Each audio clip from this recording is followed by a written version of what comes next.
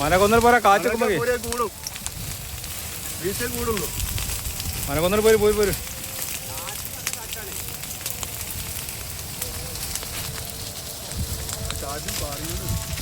വളാഞ്ചേരി കുവ്വക്കാട് കുന്നിൽ വൻ തീപിടുത്തം. തിങ്കളാഴ്ച വൈകിട്ട് 5:30 തീപിടുത്തമുണ്ടായത്. മണിക്കൂറുകളോളം ആളിക്കത്തുകയായിരുന്നു.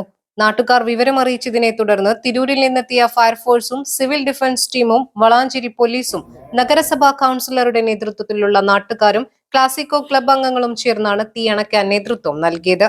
വാഹനം എത്തിപ്പെടാൻ കഴിയാത്ത സ്ഥലമായതുകൊണ്ട് കുറ്റിപ്പുറം റോഡിൽ നിർത്തി കിലോമീറ്ററുകളോളം പൈപ്പും മറ്റു ഉപകരണങ്ങളും കുന്നിനു മുകളിലെത്തിച്ചാണ് ശ്രമങ്ങൾ തുടങ്ങിയത്. കുന്നിൻ മുകളിൽ തീപിടിച്ച സ്ഥലത്തിന് സമീപത്തായി വീടുകൾ ഉള്ളത് ഏറെ ആശങ്കയ്ക്കിടയാക്കിയിരുന്നു. ഫയർഫോഴ്സിന് സഹായമായി എത്തിയ ക്ലാസിക്കോ ക്ലബ് അംഗങ്ങളെ ഫയർഫോഴ്സ് ടീം പ്രത്യേകം അഭിനന്ദിക്കുകയും ചെയ്തു. വളാഞ്ചേരി നഗരസഭാ പരിധിയിലാണ് നമുക്കിവിടെ രാത്രി ഒരു സന്ധ്യ സമയത്ത് നമുക്ക് ഗ്രൗണ്ട് ഫയർ ഉണ്ടായതായി വില ലഭിക്കുന്നത്. നമ്മുടെ കൗൺസിലർ, ബഹുമാനപ്പെട്ട കൗൺസിലറാണ് അതിൽ കൃത്യമായിട്ട് നമുക്ക് സന്ദേശം തന്നത്.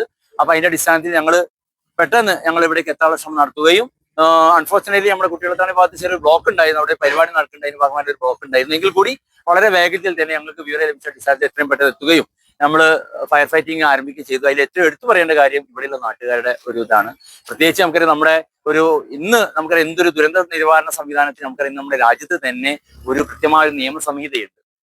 ദേശീയ ദുരന്ത നിവാരണ നിയമ, നാഷണൽ ഡിസാസ്റ്റർ മാനേജ്മെന്റ് ആക്ട് 2005 പാസ്സാക്കിയ നാടാണ് നമ്മുടെ നാട്. അപ്പൊ അതിന്റെ അടിസ്ഥാനത്തിൽ നമുക്കൊരു incident command system, IRS incident response system എന്ന് പറയുന്ന സംവിധാനമുണ്ട്. ആ സംവിധാനത്തിൽ ഏറ്റവും പ്രസക്തമായൊരു ഇതാണ് നമ്മുടെ നാട്ടുകാർക്ക്. കമ്മ്യൂണിറ്റി പാർട്ടിസിപ്പേഷൻ വലിയ പ്രാധാന്യമുണ്ട്.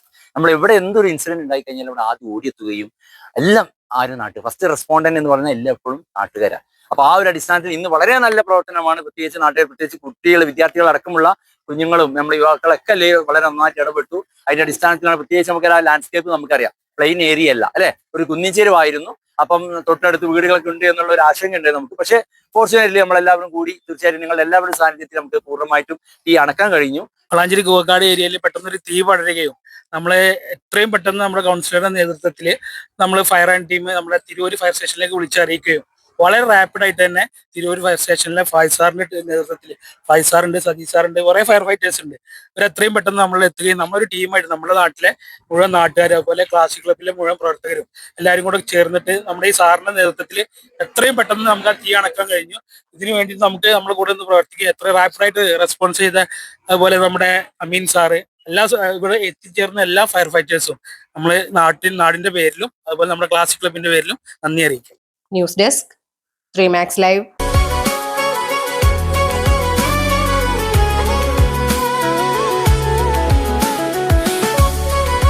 മനസ്സിലുണ്ടോ? MXലുണ്ട്. MX വെഡിംഗ് സെന്റർ ഇനി വളാഞ്ചേരിയിലും. MX wedding centre Valanchery, Pattambi, Koottanad, Koppam, Kecheri.